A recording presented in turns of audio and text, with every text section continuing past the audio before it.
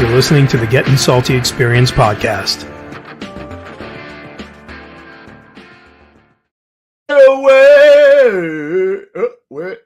Are we on? What happened? Oh, there we We're having a go. little technical difficulty. And away we go. Welcome back to the Gettin Salty Experience podcast. It's the only one that brings the firehouse kitchen table to you. Welcome back, Ruffy. Happy New Year, buddy. Happy New Year, pal. Happy New Year, everybody in the chat. Happy New Year. 2023 is going to be an awesome year. We're starting out with a bang. Oh, we're starting out with a bang. We got a historian in here. Yep. We got a good story. Sit back, get your little box of popcorn, maybe a little drink, and listen to an old story. It's going to be a good one. What did you do for New Year's anyways? Nothing. Yep. I made it to midnight. Home? I can tell you that much. Did you? I made it. Yep. To 12:05, or you were sleeping by 12:10? No. We stayed up to 12. Nice, quiet New Year. Me, the wife, and the two young boys. And we popped a little, what do they call that? Sparkling apple cider, you know? Uh-huh. So that's what we did. So before we get any further, Ruff, let's address the pink elephant in the room. So as many of you see, Pete is not on the show. Pete had to move in a different direction. So we wish him the best. It's very unfortunate. I can't overstate what Pete has done and meant to the show. He's helped gotten us where we are, and he will be sorely missed. We love Pete. We will always remain friends, and who knows what the future brings, but I wish him the very best in his new endeavors. And well, he had to do something more steady. I mean, that's the bottom line, is he had to work. Yep. More he steadily. had to get back into the industry. I think he's going back into the television industry. And it was kind of sudden, and we were muddling about. We were in a little bit of a free fall there for a while, but we do what firefighters do. And we overcome, we adapt, and we overcome. And we're putting together a team this time. So it's going to be more than one person. So we're going to be able to bang out a lot of content and some videos, some live shows. That's really the problem, right? Is we're retired, and most of those, producers or whoever, they're working. They're still doing what they have to do. So this is it's a lot of work. People don't realize how much work this is. So yes. It is a lot of work. I said to the new guys coming in, that's why we're going to get more than one person, because they have that annoying thing that gets in the way called a job. And Louis and I don't have that really. Well, I mean, we have our business, but we can really set our own hours. And Pete, we lifted Pete. We lifted Pete. Yes. Yes. Pete said he will still put out the Squadrometry. He has all of it. He will be putting it out. We have 3 other people who are coming in tonight. We have a producer on hand. We will refer to him as Producer X tonight, as we're not ready to unveil who our 3 people are that we're bringing in. But needless to say, big show.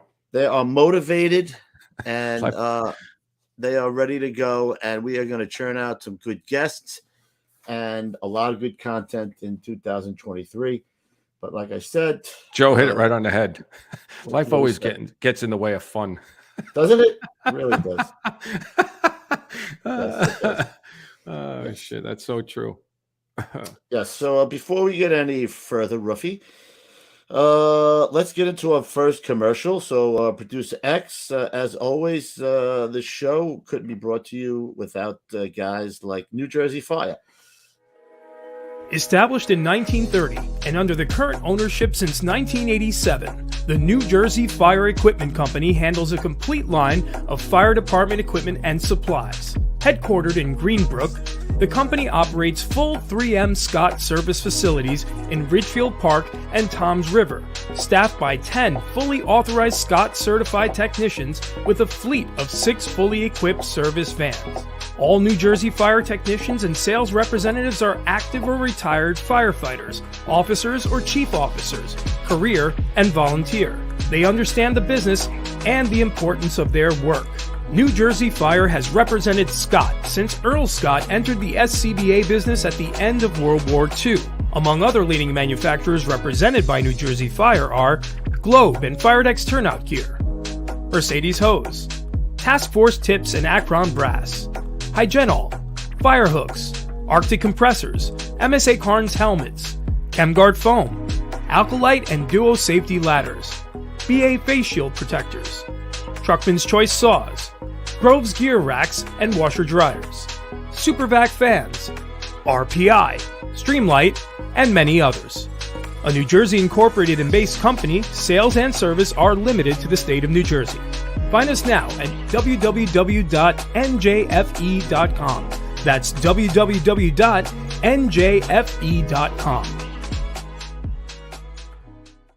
See, I even get a little verklempt. I get a little choked See up. all the guys right in the chat. Thanks, Rev. Yeah, so guys, if you want your question answered until we get this thing straight and the producer can say, listen, I'm going to throw it out there. Hit the super chat. If you want your question, throw it up there. Throw it out there. And always, the show is also brought to you by Gettin Salty Apparel, getsaltyapparel.com, where you'll find shirts, hats, glassware, poker chips, and the poker cards. The poker cards have been ordered. The chips are on their way, and all that other swag. So head on over there. Hit it up. Check us out. So tonight we're going to be doing the Triangle Shirtwaist Factory Fire. Say that 5 times fast. Holy so we Lord. brought in. We went right to the best. If you're going to go to the main guy. Big. Yeah. Don't ever try to circumvent them because Louis did that one time. Didn't work that one. Go right to the source. Let's get him in here. It was like this. Yes, Chief. Yes, Chief. Yes, Chief. Yes, Chief. No, I'm sorry. Yes. I'm sorry. Yes, I'm sorry. He's probably I was wrong. Yes. And we have to work on getting the sound effects board. I don't know how. The new producers will be working on that. We'll announce them in future shows. So before that, Producer X, let's get him out here, please. Chief J. Jonas. There he is. Oh, we don't have the. We don't got the sound effects. Good to have you, Chief. Good to have you back again. Yes. Thanks. It's good to be here. Thank you. Right to the top dog, the top banana for the head honcho, the cheese. The big cheese. He's been. I could tell he's been excited about this because the last couple of weeks we've been kind of going back and forth all the time, and I love it that he's all excited about it. So I like it. But first, first we got to get patriotic. We got to get patriotic because this is a patriotic show. So, Producer X, please, if you would, please do us a patriotic favor and put up the pledge. I pledge allegiance to the flag of the United States of America and to the republic for which it stands, one nation, under God, indivisible, with liberty and justice for all.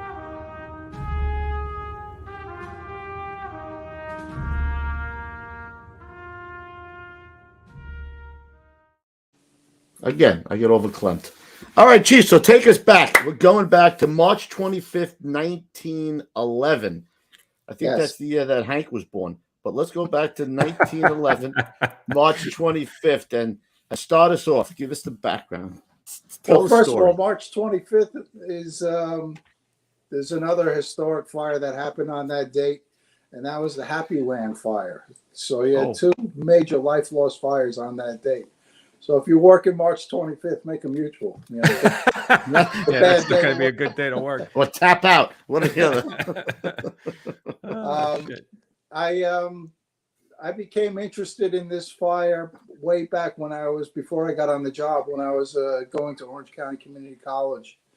And they were talking about fires that still affect us today. And they were talking a lot about Triangle, and they were talking about the Coconut Grove fire in Boston. And so those two fires always interested me. And the Triangle fire has gotten a lot of publicity over the years, a lot of documentaries and books, and very interesting stuff. But I always walked away from it with unanswered questions as of you know, what did the fire department do here? You know, they had this major fire with tremendous life loss, and nobody ever talks about the firemen. And one day, you know, a few years ago, I was in the office, came back from a job, and I was scrolling around the computer looking at pictures of fires. And I saw this one picture of sidewalk deadlights that are broken. Now, a deadlight is like a block of glass that's set in a frame, and it allows sunlight to go through these blocks of glass to illuminate a cellar. And that's they're very substantial. They're in and concrete. they were broken from girls jumping from the upper floors of this building and breaking through the sidewalk deadlights.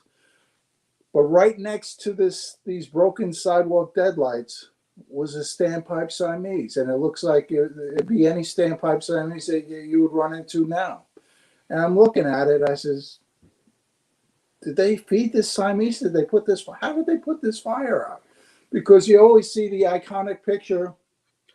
Shooting water from the street. With the master streams hitting the upper floors. And people are under the misconception that the fire department just used master streams to put this fire out. And that's completely and utterly false. And we'll get into it as we go along. Now, in 1911, the New York City Fire Department had the most modern fire equipment that anybody had. Most of the fleet, the vast majority of the fleet, was horse-drawn, and there was one motorized apparatus that they had begun the process of converting to motorized apparatus, and that was the first new engine that responded to the Triangle Shirtwaist Factory Fire. Oh, shit. Now, somebody in the chat asked the question, "What's a shirtwaist?" So, well, I'll explain. The Triangle was the name of the company, you know, the Triangle Company, and a shirtwaist is a blouse that women used to wear with a skirt, and that was a fashion statement, because before the shirtwaist, you know, for the most part, women wore just dresses, not a skirt and a blouse. So, but that was called the shirtwaist. You know what's funny, Chief? I think I told you that when I think of the Triangle Shirt Factory, yeah, I thought the building was a triangle. Like I never realized that was the company. I always, for some reason, I don't know, it just stuck in my head that the building was a triangle. Yeah, What, like the Flatiron building? Yeah, like the that Flatiron yeah. building, but it's Sure. not. Yeah. Obviously. The this motorized apparatus that Engine 72 had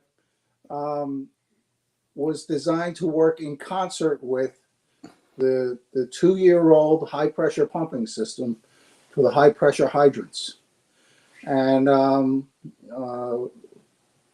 it used to have a separate hose wagon, and then you had a steamer, and the steamer was the pumper. Well, the high pressure pumping system aided in getting pressure to the fire. But Engine 72 was the first to have a motorized apparatus in the fire department. The chief of department who responded that day, his name was Edward Croker, and he had a Never heard of him. Car, chief's buggy, and the press called it the Red Ghost. But we get used to the situations that we have with our equipment and gear and everything. It was modern, but it was different at the time. There was no protective equipment. There were no self-contained breathing apparatus. There were no gloves. There was no bunker gear. You had coats, boots, and helmets. You know, guys had bare hands, and their hands got mangled quite frequently. Units were dispatched by the bells, by the telegraph, and there were no radios. You know, so if you're not in quarters when a run came in, a box gets transmitted, you didn't get the run. You just didn't go.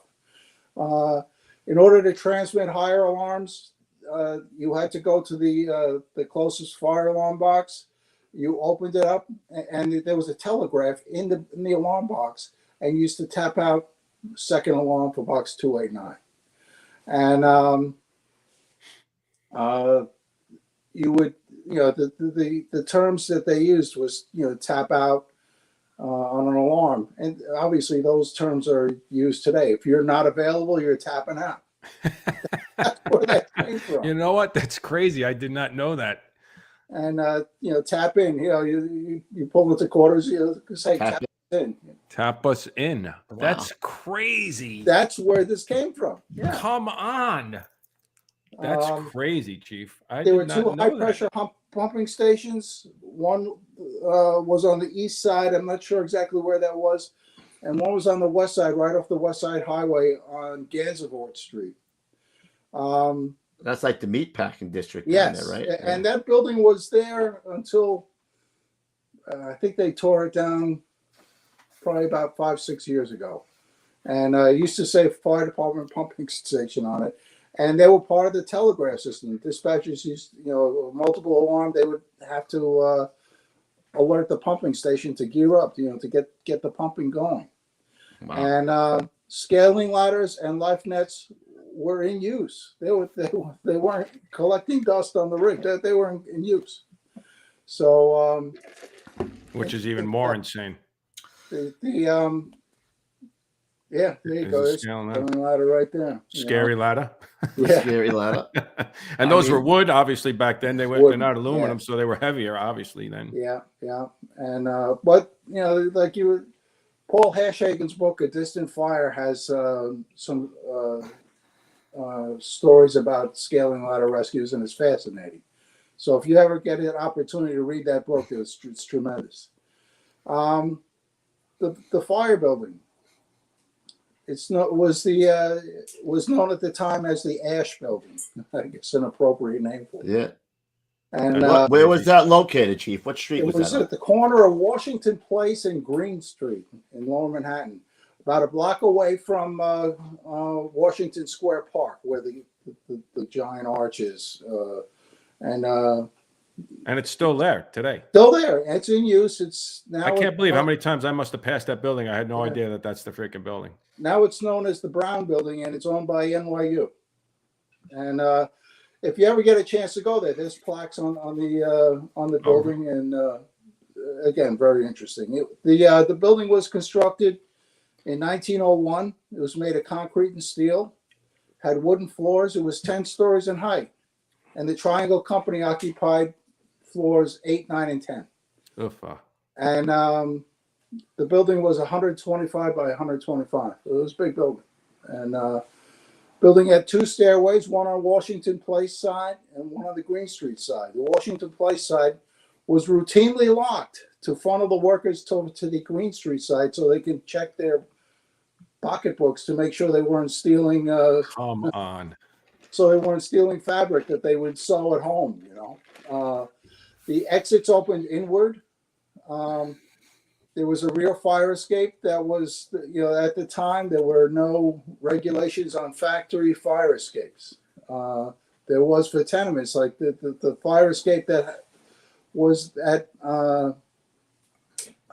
Triangle would not have been acceptable for an old law tenement fire escape, but it was in use as a factory. Just too narrow, is that?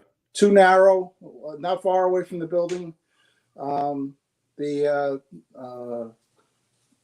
had iron gates that opened outward onto the fire escape. So once God, yeah, that's the crazy. Iron gates, it effectively blocked off the right. off the fire escape.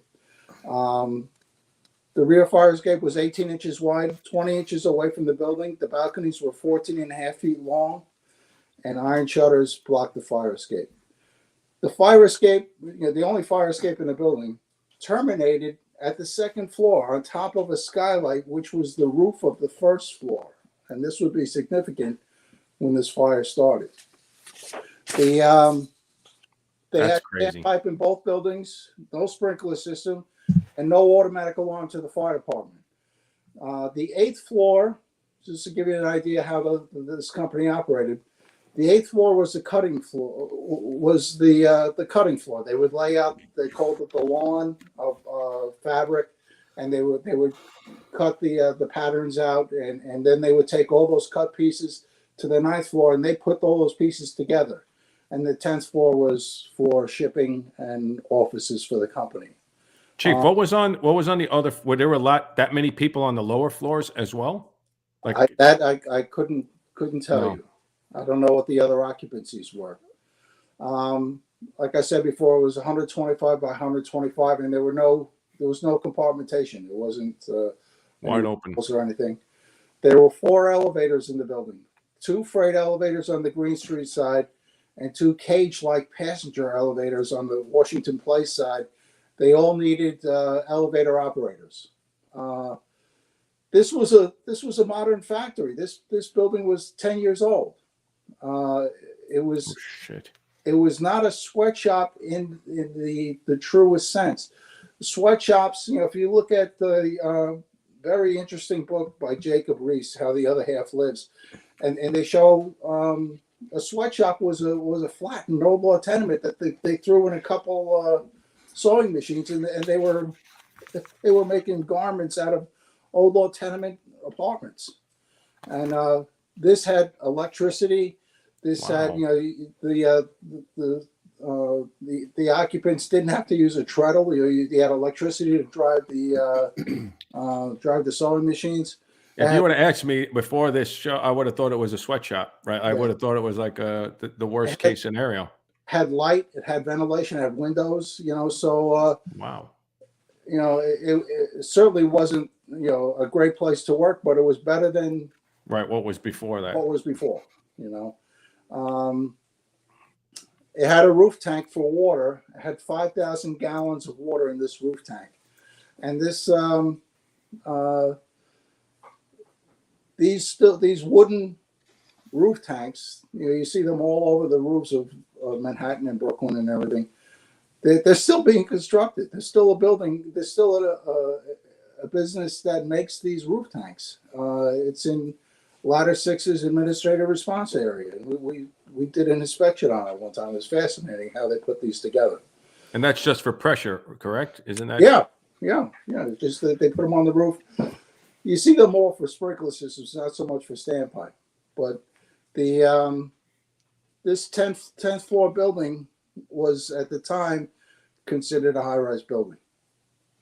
So, all right. So the preamble. This building was owned by 2 gentlemen who were immigrants from Eastern Europe, Max Planck and Isaac Harris. They manufactured the shirtwaist garment, and they were known as the Shirtwaist Kings. And they had numerous fires in this building and other buildings they owned. And their fire prevention motto must have been, let's just buy more fire insurance and we'll make a profit on a fire. If they had a bad selling season, then they have a fire, Yeah, I saw in your newsletter, Chief, not to interrupt you, but some of the numbers that you had there, what they were collecting, that are facts. 19,000 in 1902, 12,000. These are big numbers too. That's compared to today. Yeah. Little Jewish lightning maybe back in the day. Oh, hoy. Hey, what's going on here? We had a slow year. So, like I said, they were considered the Shirtwaist Kings. The shirtwaist garment was made famous by an illustrator named Charles Gibson, and his illustrations were called the Gibson Girls, and it made these shirtwaist garments to be very popular. They were, with the second wave of industrialization, there was some labor unrest starting in 1909. In 1909 and 1910, there was an industry-wide strike called the Uprising of the 20,000 People. And these girls walked off the job, and they had a union, and the union didn't want them to go out on strike, and they had this mass rally outside the Cooper Union Hall in Lower Manhattan. I think it's on 4th Avenue. And like I said, the union didn't want them to strike. But then this girl named Clara Lemlich gave a passionate speech, and she convinced everybody to have the strike. The union leaders didn't want them to go, but they did. And Triangle had a wildcat strike in 1908, but they didn't unionize. Many of their competitors did. Now, the guy in charge of the New York City Fire Department is an interesting guy. His name was, guys know his name still to this day. His name was Edward F. Croker. He was appointed to the FDNY in 1884, February 22nd, 1884. 47 days later, he gets promoted to lieutenant, which was assistant foreman. How did he do that? I don't think know. it was a little more than that, maybe. I don't know.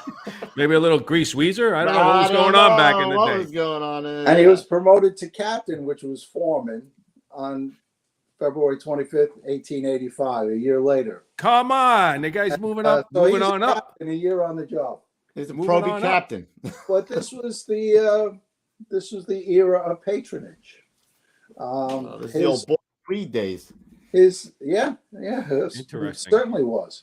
And Boss Tweed was had his Edward F. Croker's uncle as one of his star pupils. You know a guy. So like I said, it was the age of patronage, and he was promoted to chief of department on June 29th, 1899, at the age of 35. Wow. So pretty talk about a rising star. Moving on up is right. He's the first chief of department hired in the paid era. He was not in the volunteer part of the New York City Fire Department, which ended in 1865. Must have spent a lot of time at Fire Tech, that guy. Studying his ass off. Studying his ass off. But the newspapers, there were 20 newspapers in New York City at the time. Everybody's looking for a scandal, and they saw Edward Croker rising so fast, and he did do some very good things. He was the one that got the high pressure pumping system going and things like that, and modernized the fire department. But they were knowing that the connection with Tammany Hall, they some shenanigans was afoot. They thought shenanigans were afoot. They thought that he was using the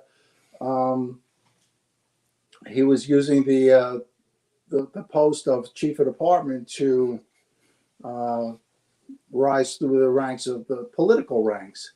And because being a fireman in those days, there was no television, there was no YouTube, there was entertainment was, hey, there's a fire down the block, let's go check.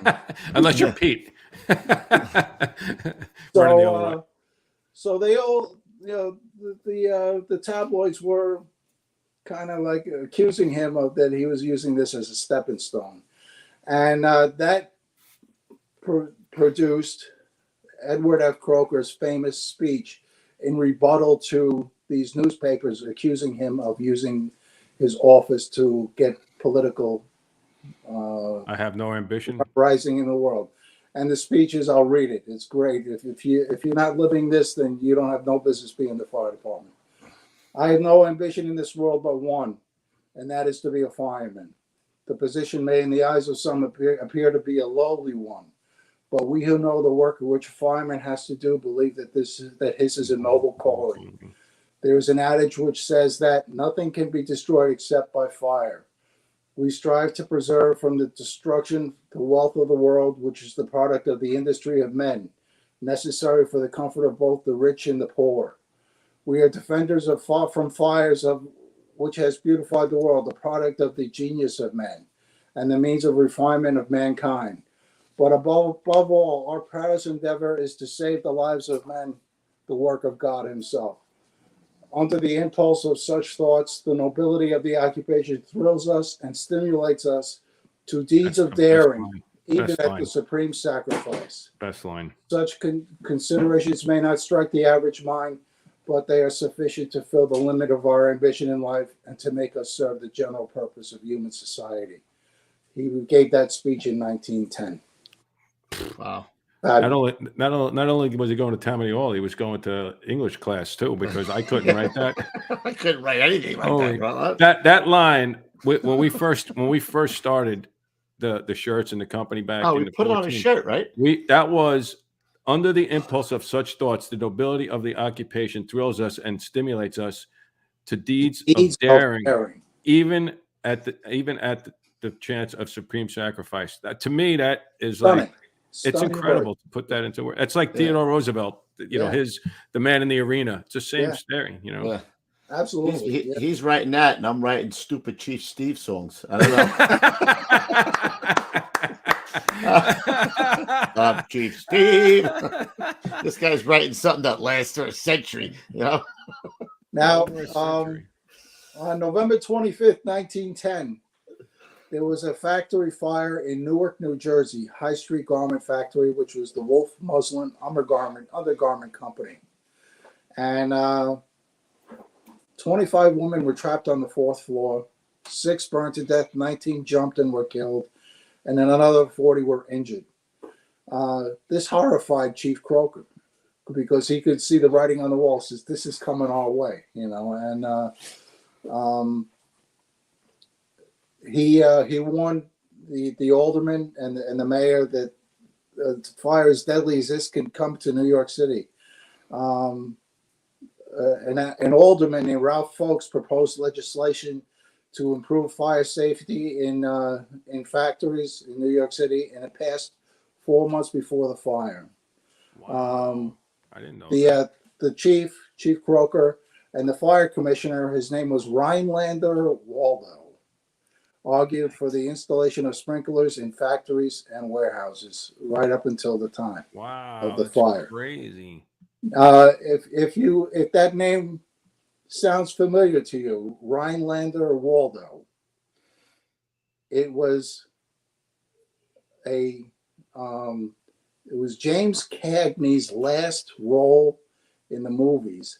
It was a movie called Ragtime, and his character was Rhinelander Waldo, and he was a police commissioner at the time. And so if you ever get a chance to see the movie, it's James Cagney's last role. All right, so Chief Croker, after this fire in Newark, he sees that it's going to happen here, and he's pushing for all this stuff, and then the bill gets passed. It gets passed, and they don't enforce it. That's crazy. And he was looking into the future. He was apoplectic. He was down at City Hall all the time trying to get the fire safety, and like I said, he was trying to get the installation of sprinklers in factories and warehouses, and that's only a few, like you said, it's only a few months before. Right. Like, that's crazy. He was looking into a crystal ball. Yeah. So, holy shit. All right. So we're on to a couple months later, Saturday, March 25th, 1911. It's the day of Triangle. It was a nice early spring day. People were strolling in Washington Square Park. Triangle building is about a block away.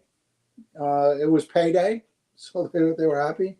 It was 4:30 in the afternoon, and it was closing time at Triangle.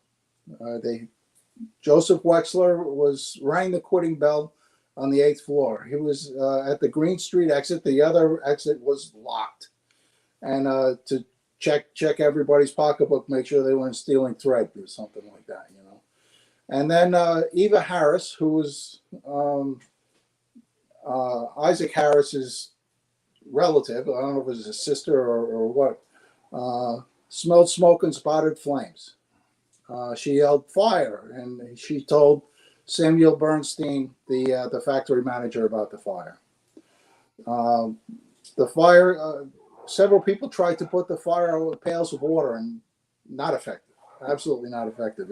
Fire, as we all know, if you've been in the fire service for any length of time, if the fire's not getting smaller, it's getting bigger, and this was getting bigger quickly. And clothes fires are like, I mean, there was nothing worse than going to the laundromat or any of those fires. Those things would knock the heck out of you, man. Right. And it was, a lot of the garments that were on fire were all the cut up garments that were underneath the tables, so they were in smaller pieces, and these things were igniting like crazy. It's like kindling. Yeah, absolutely.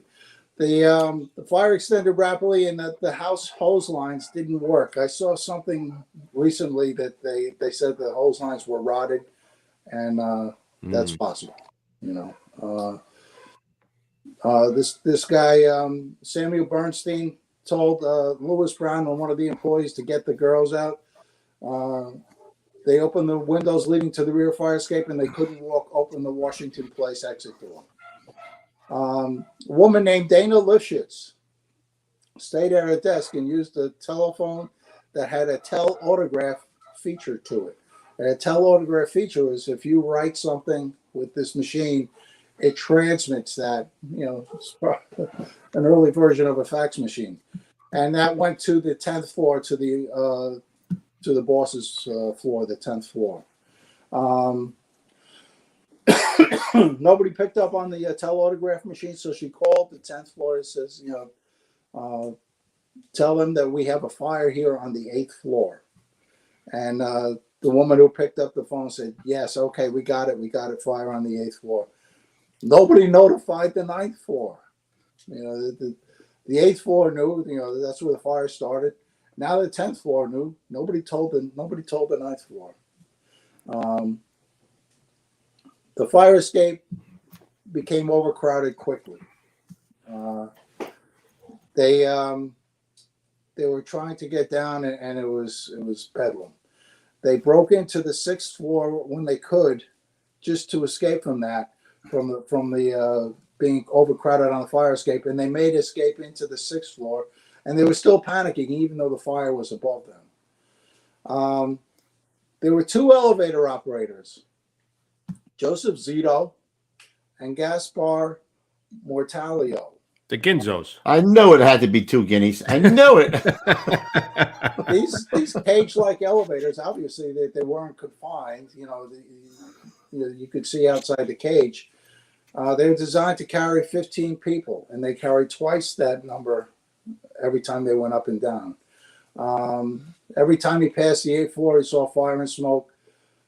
Then he made one trip to the 10th floor. Everything else was to the 9th floor. How many people were in the building at the time, Chief? 500. Just in Triangle. I'm not sure what was going on the other floors.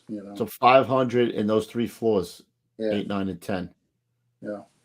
So this guy from who was told to get the girls out went outside the building and tried to open the stairway on the Washington Place side, and he was having trouble doing that. So everybody had to come all the way across the floor to go to the other exit, because the exit on the one side Washington Place was out of service. locked, closed. Locked, closed. The owners, Blank and Harris, were told about the fire. Smoke could be seen rising quickly above past them. They could look out the windows, and fast-moving smoke was going past their floor.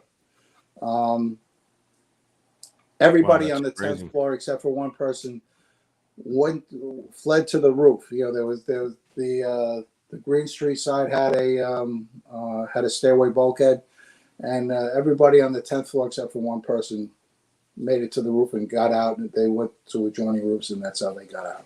Wow. The last trips of the elevator. I'm sorry, I'm getting ahead of myself. There were 250 people on the 9th floor, and they were not notified about the fire until it was too late. The last trips of the elevator, girls were jumping onto the roof of the car, and they slid down the elevator cables. Holy shit. Both of these elevator operators saved about 150 people doing what they were doing. The fire escape was obstructed and overcrowded. Smoke and heat enveloped the fire escape, and the flames were encroaching upon anybody on the fire escape. There was a 16-year-old kid named Abe Gordon, and there was a logjam of people on this fire escape because they couldn't get past the iron gates leading out onto the fire escape. And he kind of shimmied off the side of the fire escape, and he got past the logjam of people, and he made it to the 6th floor, and he had 1 foot in the 6th floor and 1 foot on the fire escape, and he heard this loud noise behind him, and it was the fire escape collapsing. And all these girls, there was 25 girls who fell when the fire escape collapsed, and they were all on fire when the Holy shit. And you know, like I talked about, that's the fire escape terminated at the first floor roof. At the first floor roof, and these girls fell through the skylight and started a fire down started there. a fire on the first. Holy shit. And there was also some That's fucking crazy, man. wrought iron fencing with spikes on it, and several of these girls got impaled jumping onto this iron fence. So that kid made it, obviously. He made it, yeah, and yeah, obviously he told the story about what Holy shit. fire escape collapsing. So those people thought, like, I'm on the fire escape at least. Yeah, What was the reason? It was just too much weight, too many people on the thing, I would assume, or just the fire impinged on it? It was just loaded with people, and they couldn't get down, and They might have been all going towards one end to try to escape the flames. Yeah. So What a shame. Chief, somebody wants to know how much pressure could a steamer build? It seems like a lot of. I don't know, the high pressure pumping system. They activated the system, and they pressurized it to 200 psi, and by the time they dropped a little pressure getting to Washington Place and Green Street, it was down to 150 psi. And Coobs, you were an MPO. I was not. You got 150 pounds of pressure on a hydrant. You were doing pretty damn good. Yeah. Yeah. Yeah. The rig was bouncing. Yeah. Yeah. So, there was. I saw this one documentary. I think it was on HBO, and one of the historians says, "Well, the fire department didn't have enough pressure." I said, "I call bullshit on that." Call bullshit. Bullshit. So finally, Go ahead, Chief. 289 is transmitted. It was transmitted Oh my God.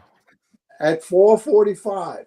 Oh my God. How long is that? 15 minutes after Oh my was first God. spotted. 50. What's that? 50 minutes? 15. 15 minutes. 15 minutes after. So you had a tremendous delayed alarm by them trying to put the fire out by themselves. And engine 7-2, 33, 13, 18, hook and ladder 20, and battalion 3 responded.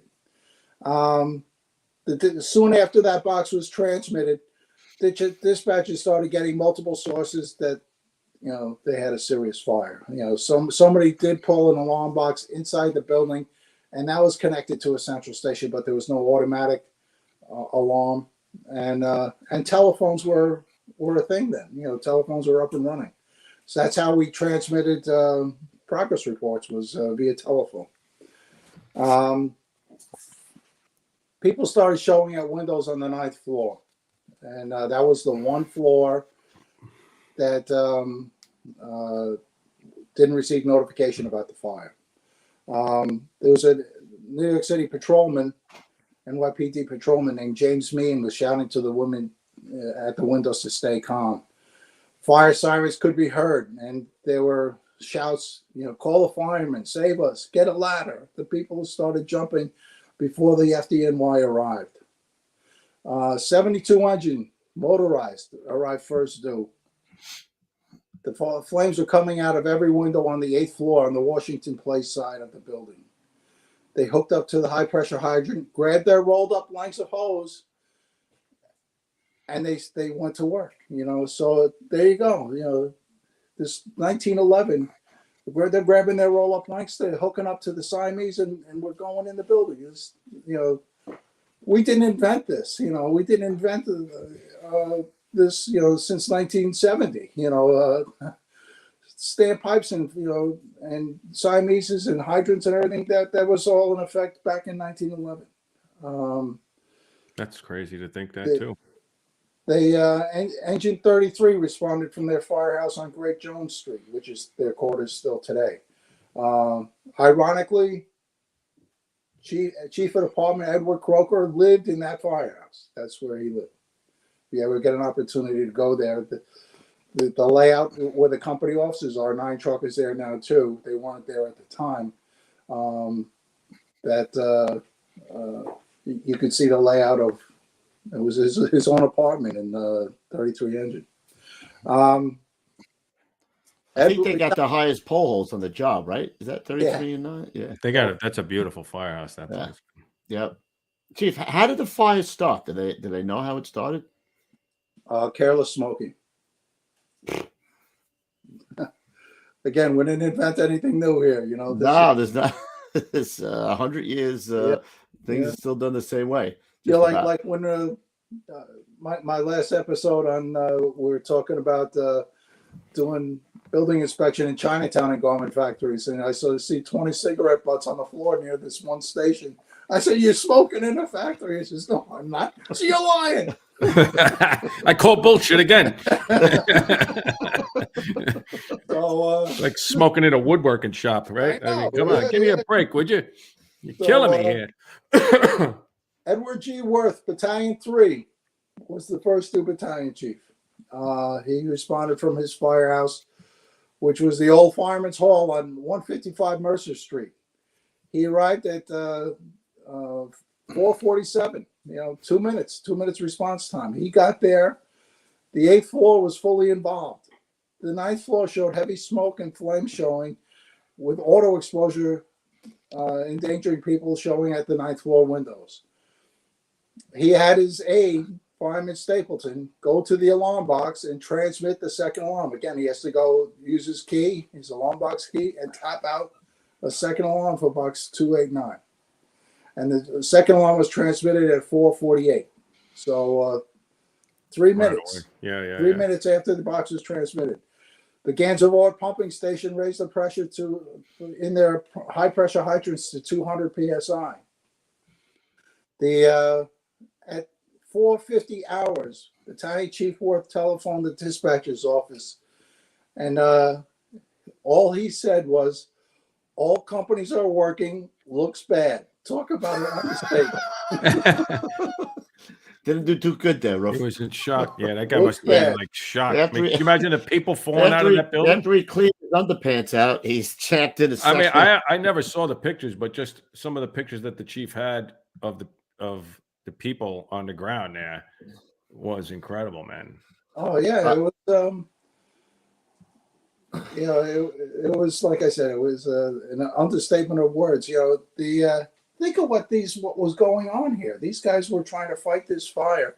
They're hooking up to hydrants and standpipe Siameses as people are raining down around them, and they're on fire. When they're jumping, they're on fire. They didn't say, "Well, it's time for a stroll."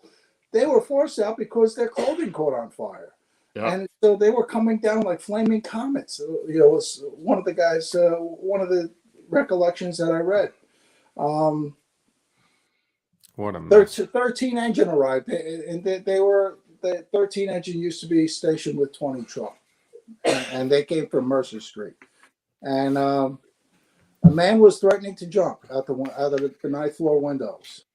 Chief Worth told him not to, and he ordered engine 13 to charge their deck pipe and hit the overhang from the facade to create a water curtain, and to prevent these people from jumping. So all those pictures you see with master streams going up, that was they were trying to keep people from jumping and create a water curtain. Right. They didn't have a good angle to penetrate into the windows, So they were just trying to keep them from. You know what? It's funny, Chief, because when you look at that picture, your first thought is, what are those guys doing there? They're not doing anything. They're not hitting anything, right? But that makes sense now that all those people were hanging out the window there. They were putting some water on them. 13 engines, deck pipe was charged to 120 feet, 125 psi, and the man did jump after telling him not to, and it seemed to encourage other people to jump. 20 truck.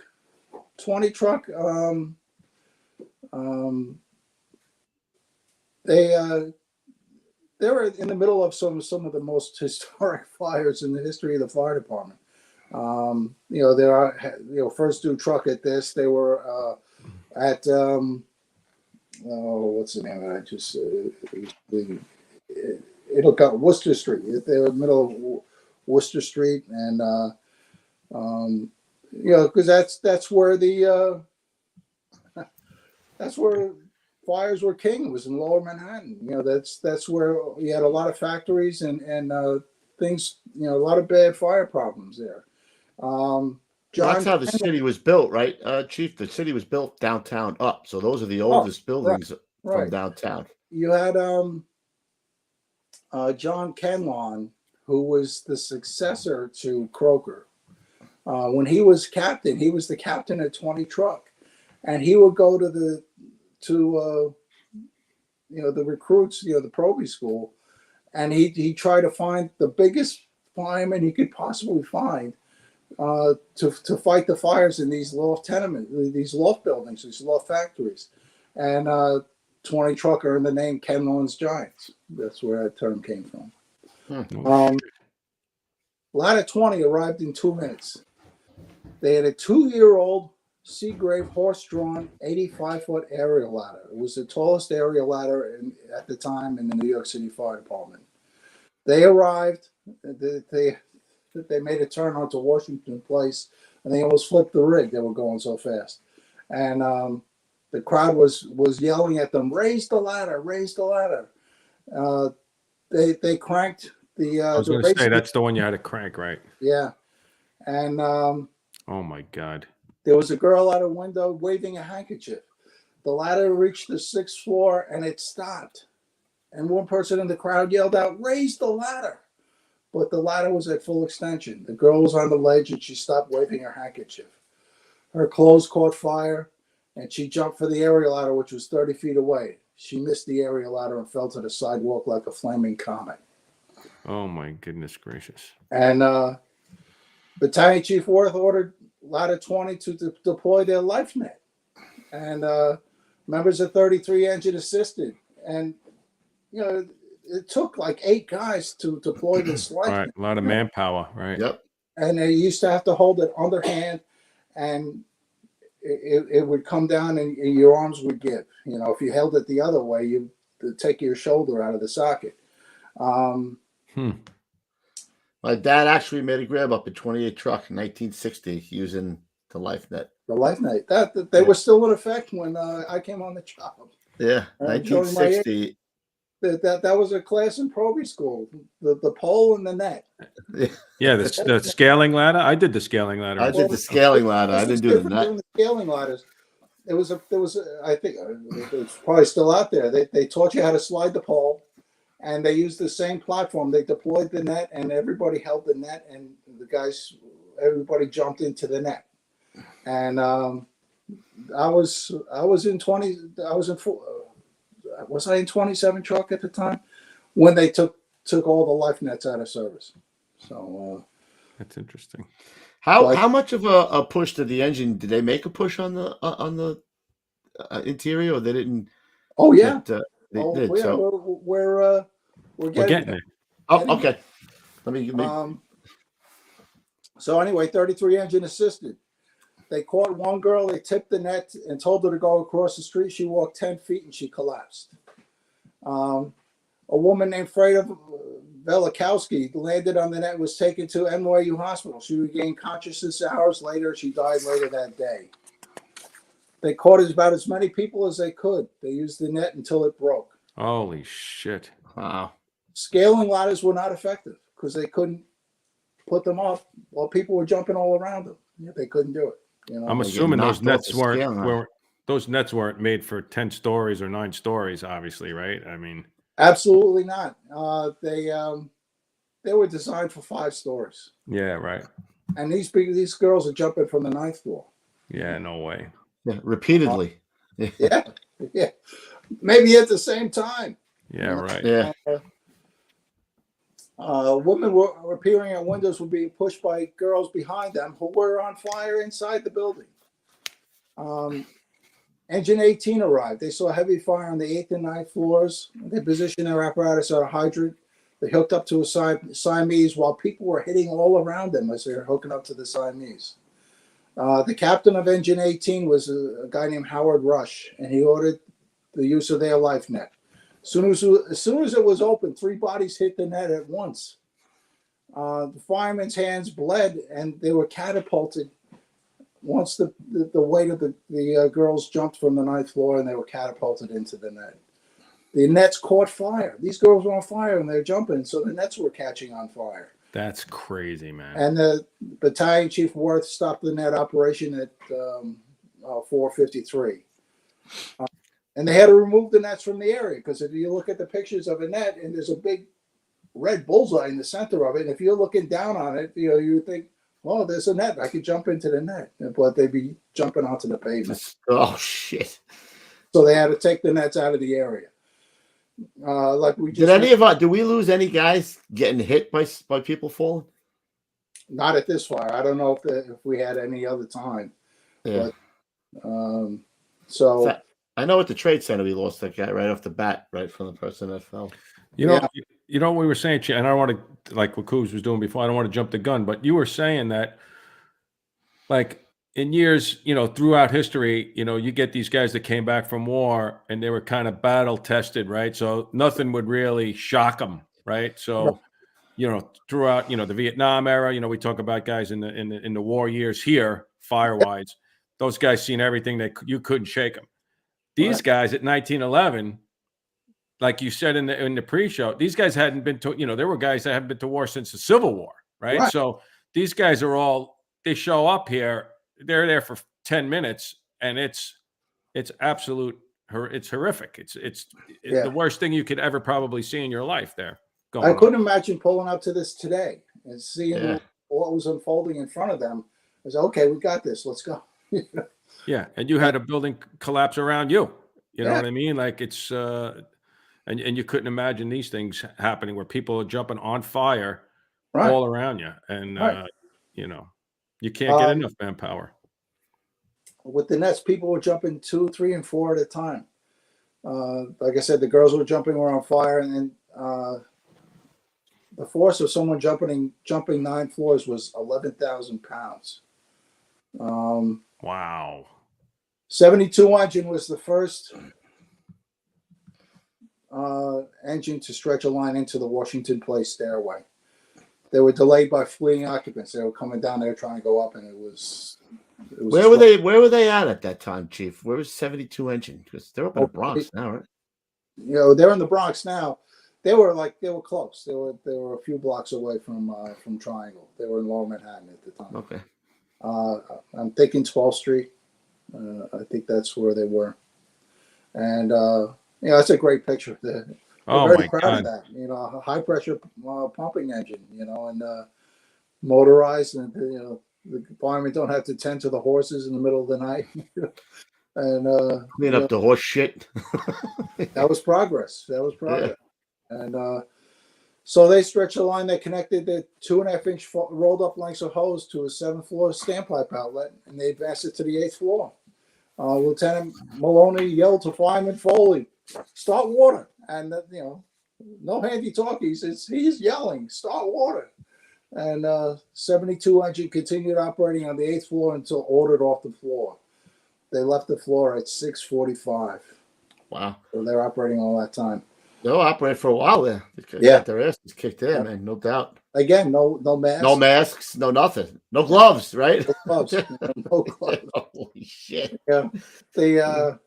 I was told anecdotally from guys who were broken in 46 and 27 that how they got the guys to wear gloves in the fire department is when you're picking up the hose lines after it, you just dragged it through dog crap. You know? Yeah, horse shit, dog shit, right? Yeah, yeah. So that made the guys put on gloves. So, Yeah. Fire horses, the horses, how they got into how they got to the fire. They were freaking out from the smell of blood and the sound of the girls jumping. It was like gunshots. I had to spook the horses. Yeah. So the horses were freaking out. So they had to release their hitching pins, and they had to take them away from the fire, or else they'd be running through the streets of Manhattan. At 4:55 hours, the fire extended to the 8th, 9th, and 10th floors. Battalion Chief Worth of the 3rd Battalion had Fireman Stapleton transmit the 3rd alarm. The bodies were starting to pile up on Green Street. They covered hose lines. Engine 18 had to move bodies before they could begin their operation. I was going to say that you probably had to do that. Yeah. 18 engine went up the Green Street stairway and flaked out the hose on the 8th floor. An attack was made on their stomachs and knees. The heat was intense. And they had to knock the fire down on the 8th floor before going to the 9th floor. Some victims we mentioned earlier jumped and broke sidewalk deadlights and ended up in the cellar. They started fire in the cellar where rabbit's furs were stored. You know, which is so you got a full-blown cellar fire too. Yeah. Chief, somebody asked what hose line that they were using at that time. I saw in your thing here, I'm looking at it, it was 2.5 inch. 2.5 inch lines, yeah. Which again, operated 2.5 inch line for 5 minutes. These guys were operating 2.5 inch line for with no gloves. With no gloves all that time. Forget about it. Yeah. And that was a high pressure hose too. Yeah. A high pressure pumper. 33 engine hooked up to the standpipe outlet on the 6th floor. They had difficulty advancing past 72 engine due to the heat. They made it to the 9th floor, and they were the first unit to make it to the 9th floor. Fireman Felix Reinhardt said it was a blazing mass, one roaring mass of flames. As they advanced their hose line, Engine 33 found 9 to 10 bodies near the Washington Place stairway door. This you can envision this happening. At those pictures of the deadlights are incredible. Yeah. That's incredible to knock those things out. I mean, I've walked on those things. You always try to look through those things. I mean, that's concrete there. You know what I mean? It's that's incredible. At 4:57, a burning fire victim jumped from the 9th floor and got hung up on an iron hook outside the building. This hook was attached to the exterior, and she's just dangling there, burning. Oh my God! For about a minute. It was like a horror film, for crying out loud. Until she finally fell to the sidewalk. She was the last of the fire victims to jump. The fire was knocked down at 5:03, 17:03 hours. Deputy Chief John Binns of the 1st Division arrived at the fire. He transmitted a 4th alarm at 17:10, and later a 5th alarm would be transmitted. So how overall? What was the overall time then? Not that much. Well, the fire was placed under control at 17:15. The box was transmitted at 16:45. So they were under control in 30 minutes. Yeah, that seems like, I thought this was going on forever. I thought it went on for days. Yeah. Again, they didn't have masks. They didn't have gloves. They didn't have towel ladders. They didn't have, How the hell did they do that so fast? Because that's what men do, baby.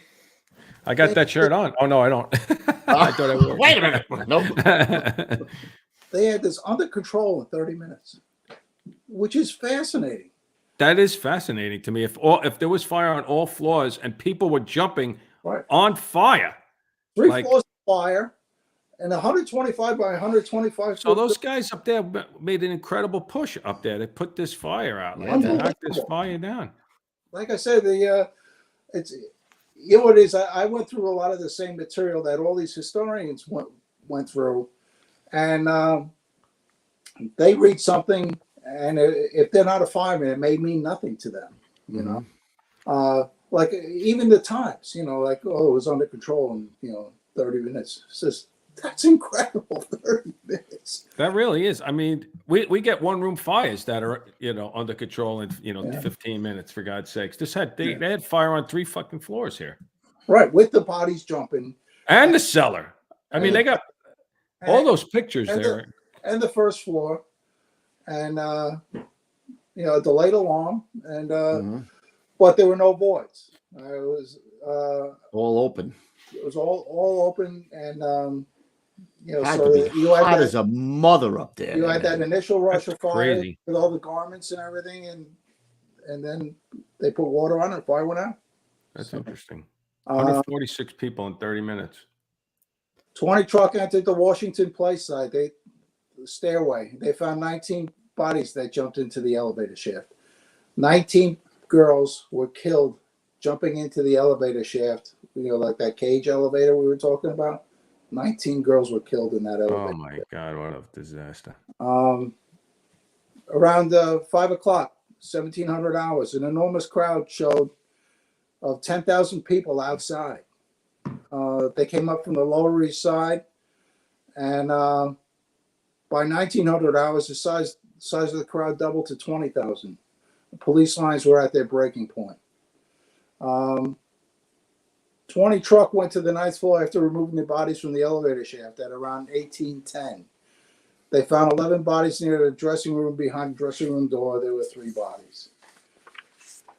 At the height of the fire, there were 10 hand lines operating and at least 2 master streams. There were 35 pieces of equipment at the fire. Secondary searches were led by Chief of Department Edward Croker at 1820 hours, and he was shaken by what he saw. He came down, and they said his lips were quivering. At 1845 hours, the firemen rigged a block and tackle to lower bodies from the upper floors to the street. You know, we do have a picture of that someplace in that stack. You know, the lowering of the bodies with the block and tackle. Get that, Producer X. They special called the searchlight unit.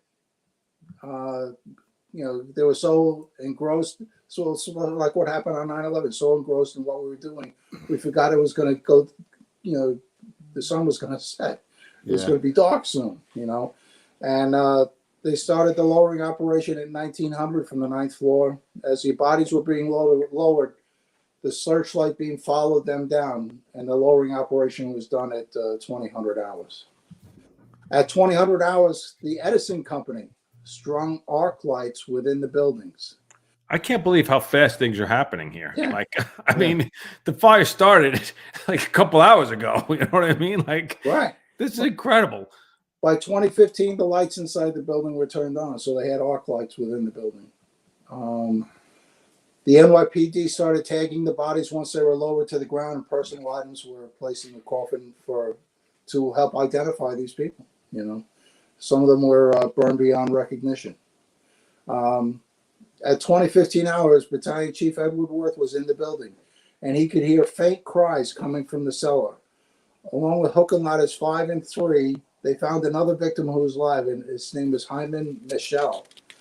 Only his head was above water. He was stained and he was crazed because, you know, his hands, he had slid down the elevator cable. And so his hands were all mangled, and he was there. He was in water up to his chin. And you know, Chief Worth, you know, used the famous line. So we didn't even invent this. Like, we're here from the government. We're here to help you. You know, and that's what he told them. You know. You know what strikes me too, Chief, is how he said the effect that it had on Croker. It must have been even more that dramatic for him because he knew it was coming. He called it. He tried to prevent it, and he had a vision. He could see it coming, and there's the train down the tracks, and here it comes. Yep, coming. You know, at sundown there were still 30 bodies on the sidewalk. Pier 26 was utilized as a makeshift morgue. This was the same pier that was used for the General Slocum fire that killed 1,021 people from a lot of whom came from the same Lower East Side neighborhoods as these people came from. That's the picture there, That's Chief, the of picture. them That's lowering them. the block and tackle lowering bodies Holy shit, that's from the crazy. 9th floor. In the early morning hours, the bodies of 2 more women were found in the cellar during a dewatering operation. They crashed through the sidewalk on the Green Street side. They were hanging from steam pipes behind the boiler, and they were mangled beyond recognition. 146 people died at Triangle. Approximately 52 jumped, 33 of them on the Green Street side. Approximately 50 people burned to death on the 9th floor. You never heard about that. Everybody just associates with the girls with jumping. And 50 people burned to death on that floor. 19 people died from jumping on top of the elevator car, and 25 people died when the rear fire escape collapsed. All fatalities were from the 9th floor, the one floor that wasn't notified, except for one. Clotilda Turdanova panicked and jumped from the 10th floor, so she was the only non-9th floor fatality. It's tremendous, tremendous event in our history. A week after the fire, funerals were taking place all over the Lower East Side of Manhattan. Every block south of 10th Street, between 2nd Avenue and Avenue C, seems to have lost someone. Funeral processions were common. Pushcart vendors would stop their banter and would bow their heads as a funeral would pass. A funeral director had as many as 8 funerals at the same time. On March 28th, there were still 7 unidentified bodies. The International Lady Garment Workers Association, the ILGWA, voted to have a mass funeral for them. The city stated that all 7 would be buried in Evergreen Cemetery, and they denied them to have the bodies. The union voted to have the funeral without the bodies, and it would be held on April 5th at 1 o'clock. April 5th was a pouring rainstorm. The funeral started in 2 locations. One was on 4th Avenue and East 22nd Street, and the other would start at Seward Park, which is at the corner of Canal Street and East Broadway in the Lower East Side, right near 6th Troll. Both processions would make their way up to Washington Square Park. The Lower East Side procession stopped at Mott and Broome Street because the FDNY was operating at a tenement fire at that location. There were 400,000 mourners at this mass funeral, 1/10 of the city's population. Which is, you see the pictures of that. Driving rainstorm, and you see a sea of umbrellas and 400,000 people at this funeral. Fire Marshal William Beers testified to the Factory Investigating Commission on November 17, 1911. The fire was started by a careless use of match by one of the cutters. I just wanted to, I don't know if you went past this, Chief. At the 100-year anniversary of the fire, a researcher named Michael Hirsch identified the 6 unclaimed fire victims. This is out of your newsletter. They are Josephine Camarada, 17, Dora Evans, 18, Max Florian, 23, Maria Luletta, 33, Conchetta, 22, and Fanny Rosen, 21. So when you think about these women, my daughter's 22. You know what I mean? Kids. Like when you think about they were all kids. I think the oldest person to die was 46 years old. The other ones were, mostly early teens. The majority of them women, right, Chief? It looks like. Yeah, and mostly Jewish and Italian. I think there was only 23 men. The rest were women. Wow. So,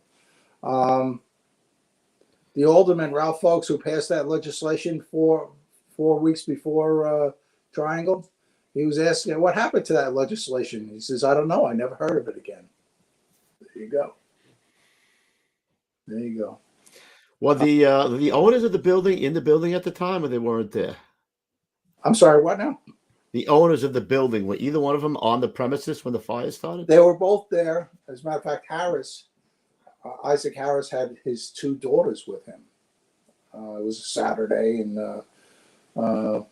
they all escaped. They were on the 10th floor, and they went up the stairway To the roof? to the roof. So, Huh. interesting tidbit. Chief of Department Edward F. Croker retired on May 1st, 1911. Wow. Less than 2 months after the Triangle. He was I didn't know frustrated by the red tape of getting fire safety legislation passed. He started the Croker National Fire Protection Engineering Company, and his company still exists. Still exists today. Wow. So, I didn't know that he retired right after that. yeah. The Fire Commissioner, Rhinelander Waldo, made a statement when he was being interviewed by the Factory Investigation Commission. There may be fireproof buildings, but their contents are not. Fire Commissioner Rhinelander Waldo resigned on May 23rd, 1911 to become the New York City Police Commissioner. Oh, Right. I've seen that before. Howard Safer. Yep. Yep. So those when he started that business, is that where you? I think by one of those extinguishers I have says Croker. Yeah, on it. yeah, Croker, right? I think I had one of those too. That's them. Wow. Direct, connect the dots right to a Triangle. Yeah. How much did they get money, those guys, for that building, Chief, for the insurance? I don't know. I never saw anything about that. I'm sure that they did not, but they were millionaires. They were millionaires. They were the Shirtwaist Kings, and that came out in the investigation that these were extremely wealthy men. Were they on the hook for anything? Were they held liable for anything? Or? We'll get into that right now. They were Oh, there we go. Look at that segue. they were both indicted on first-degree manslaughter. Oh, Really? Yes. The trial started on December 4th, 1911, and lasted 18 working days. 155 witnesses were called. Judge Thomas Crane instructed the jury that in order to have a guilty verdict, it must be proven that the owners knew that these doors were locked.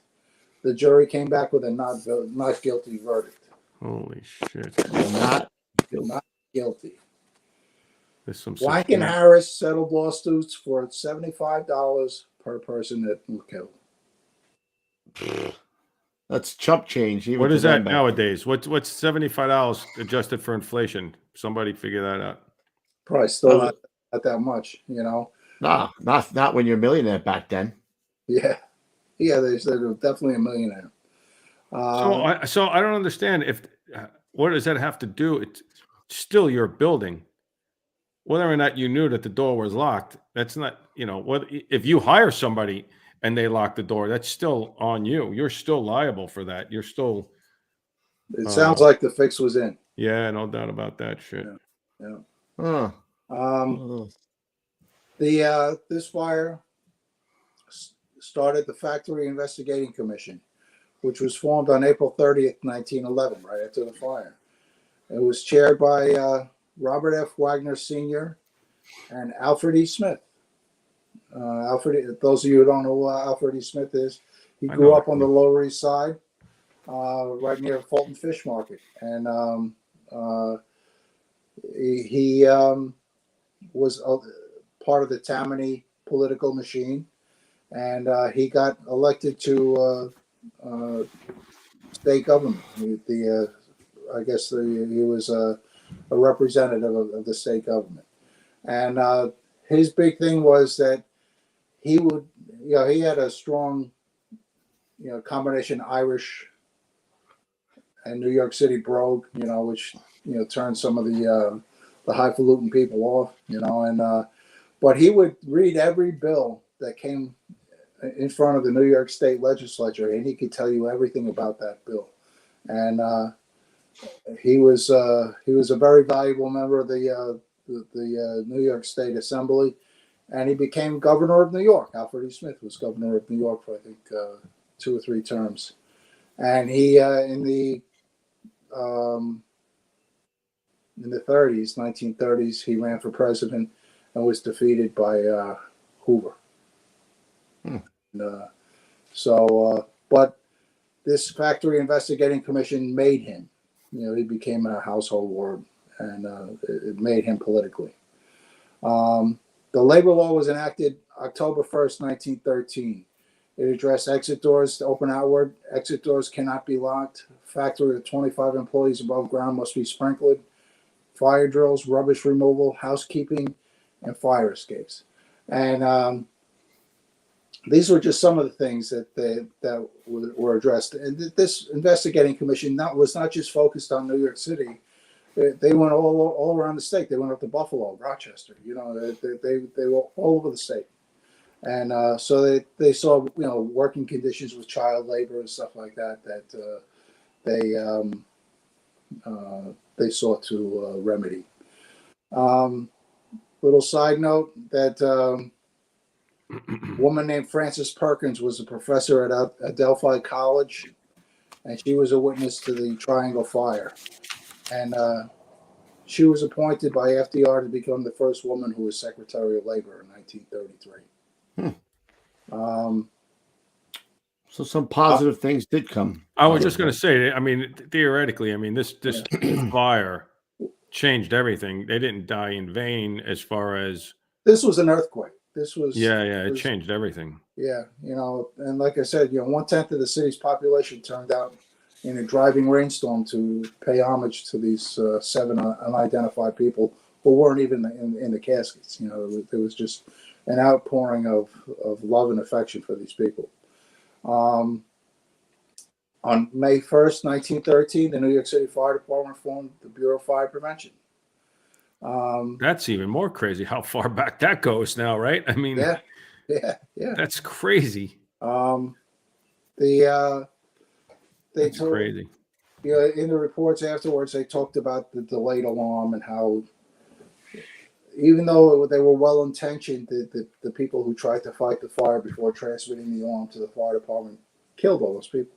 You know, that was the New York City Fire Department, despite the extreme life hazard and 3 floors of fire on arrival, and you know, in 15,625 square foot per floor, and you know, they probably will hold in 18 minutes and under control in 30. You know, that boggles my mind that they were able to do that. I can't even believe that either. That's incredible. But there was one thing that I read that the firemen who responded to this fire were haunted by it by the rest of their lives. You know, the post-traumatic stress. You know, they were witnessing things that their mind is telling them, I shouldn't be seeing this. Oh my God, no doubt about it. You know, this is, you know, even though they were firemen, I'm sure they saw their fires where it was a little gruesome. This was epic. You know how bad this fire was, and the life loss, and gruesome. You know, and the last girl who jumped was hanging there. Oh my God, just sitting there burning. You know, and crazy stuff, man. That's it. That's the Triangle Shirtwaist Factory Fire. What's your biggest takeaway from the whole thing, Chief? What? Oh, that's a good question. I never thought about that. Delayed alarm. You know, the rate of combustion doubles for every 18-degree rise in temperature. You know, that building should have been sprinkled. If it was sprinkled, not only would it have provided an extinguishment option, but it would also have transmitted along to the central station, and they would have been there 10 minutes sooner. You know, and so. Did those guys ever think about all the lives they did save? I mean, I understand, you know, there was a lot of people who, you know, same thing we feel like with 9/11, you know what I mean? Like, we lost a lot of guys and we lost a lot of people, but we saved a lot of people. There were guys who, 20 Truck. I have a listing of guys from 20 Truck who received medals. See if I can find it.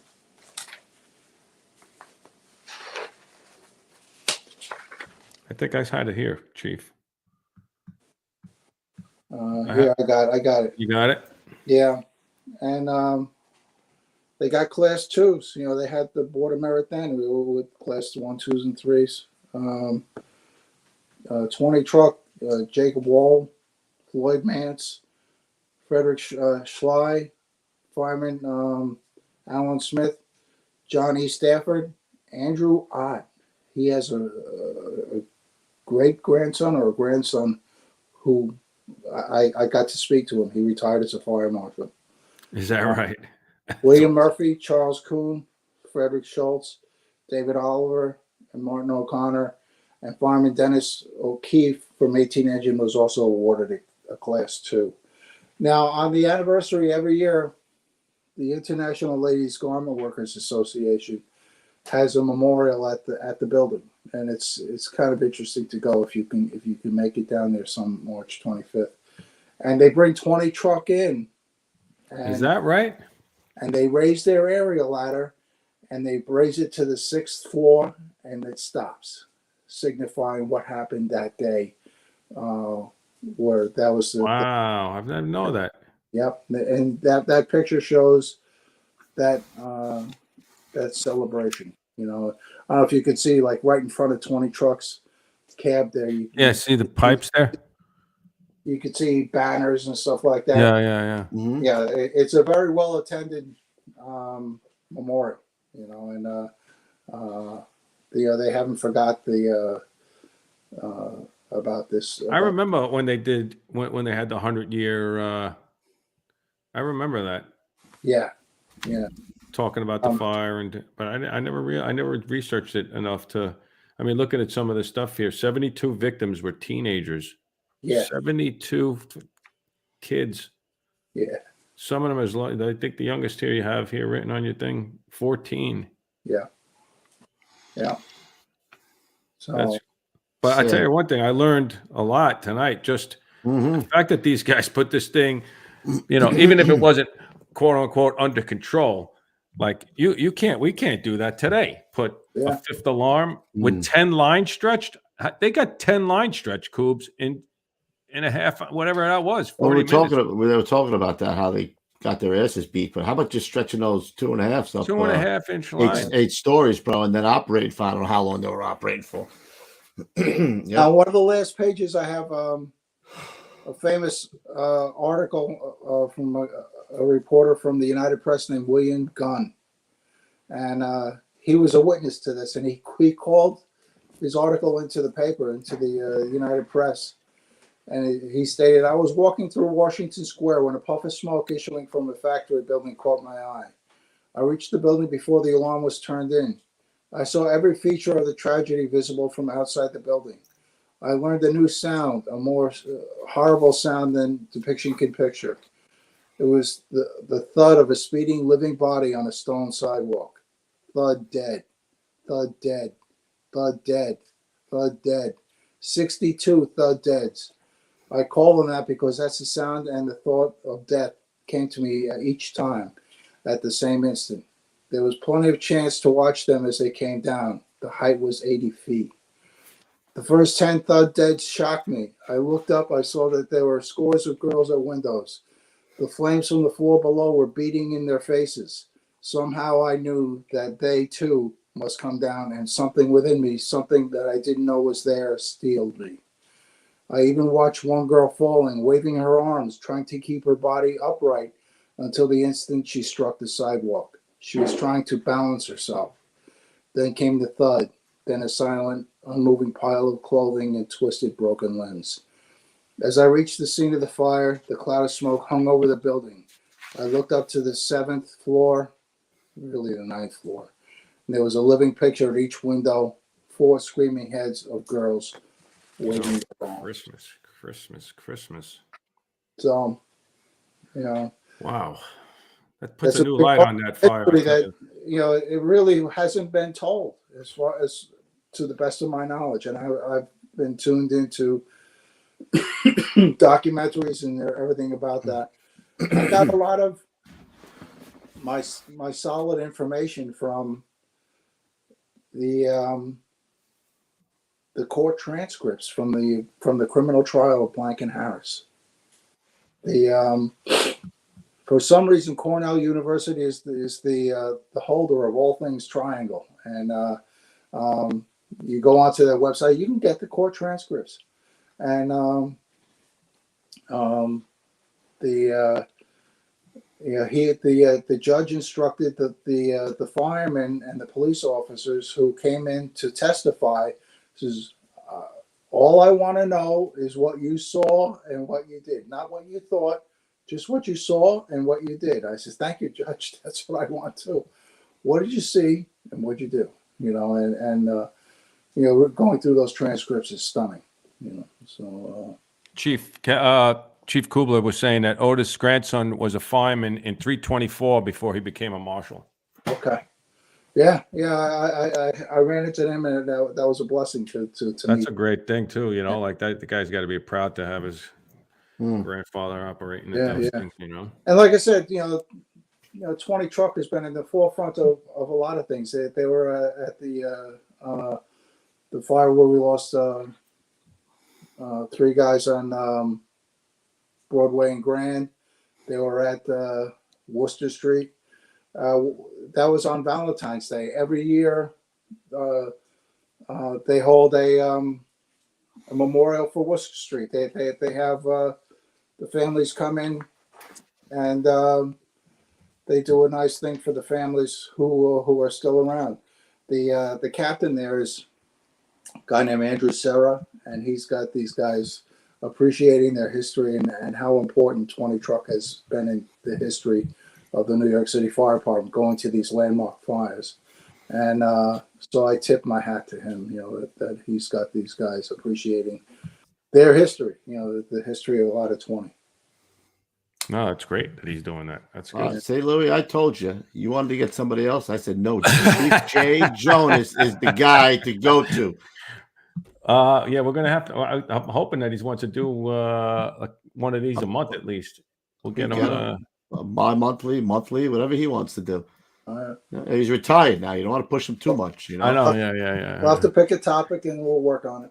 Yeah, I'm going to actually look at some of your other, unless you have one that you want to talk about. So I'm going to look at some of your other newsletters because I have them all saved. And they're all good. They're all, there you go. And every one of them, I went through a period of discovery with every one of them. I was like, wow, even fires I was at, says, wow, I didn't know that happened. Yeah. There's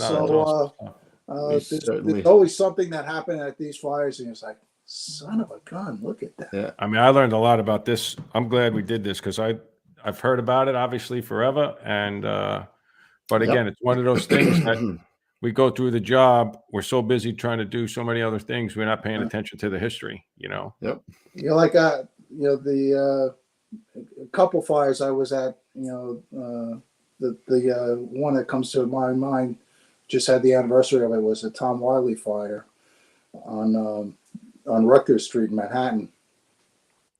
And we pulled up to that first due, and there was a face at every window with heavy smoke pumping out behind and they're waving stuff. I was like, oh man, it's on, here we go. It's on. And I couldn't imagine being a fireman at, obviously I went to the World Trade Center, but seeing that scene where you had fire coming out every window on the 7th, on the 8th floor, and then you see all these bodies lined up on the 9th floor, and their clothing is catching on fire, and it's either burnt to death or jump.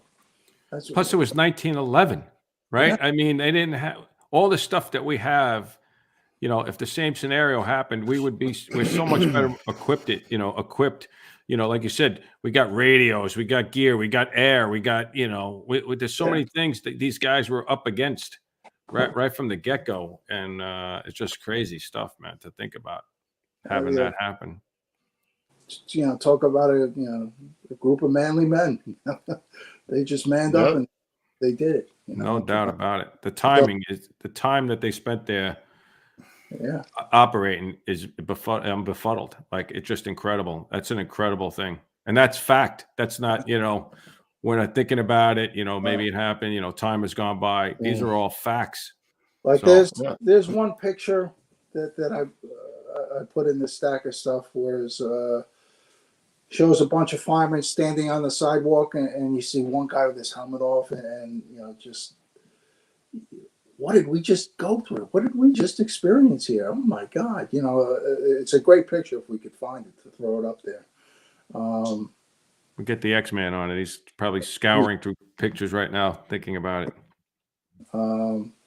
It was like I said, these guys never saw any kind of mass casualty incident like this, unless that wasn't the one. It was just a group of firemen just standing outside, like talking to each other, and you could put yourself in any one of these. Oh yeah. Just like I would be just doing the same thing, talking to these guys, and trying to, like, what did we just live through? What the hell just happened here? And I remember, I've had several fires in my career where,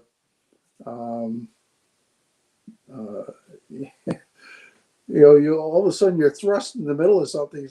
How the hell did I get here? I was having a cup of coffee 10 minutes ago, and from 0 to 100 in 2 minutes. And what's sad about the guys who were there too, man? Like, back then it was probably a different mentality.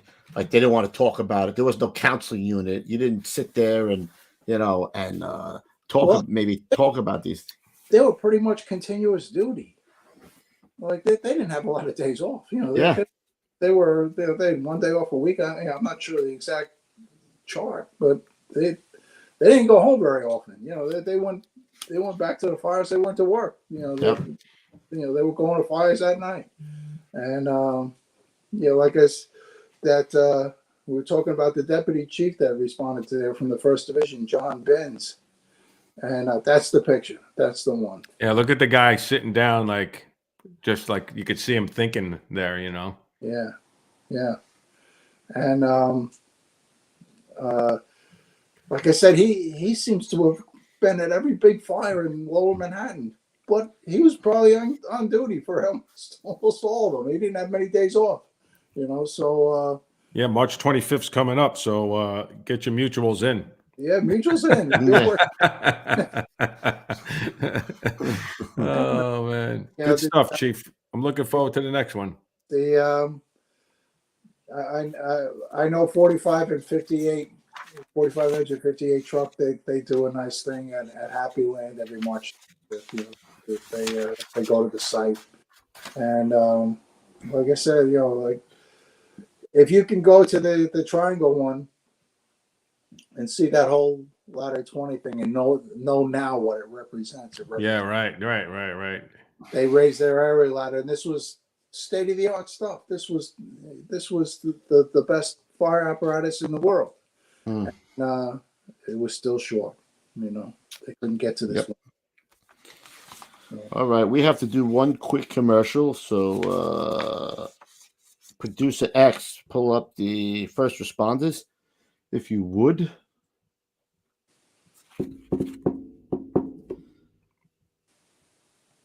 He's working on it. He's on it. Well, maybe not. Maybe he is. Maybe he's not. I need the QR code. First responders. I'll just read the script. The First Responders Center for Excellence is a non-for-profit organization dedicated to protecting the lives and livelihoods of first responders. Their education and research initiatives aim to bring greater awareness and understanding to the challenges to the health, safety, and well-being of firefighters, EMS personnel, and other first responders.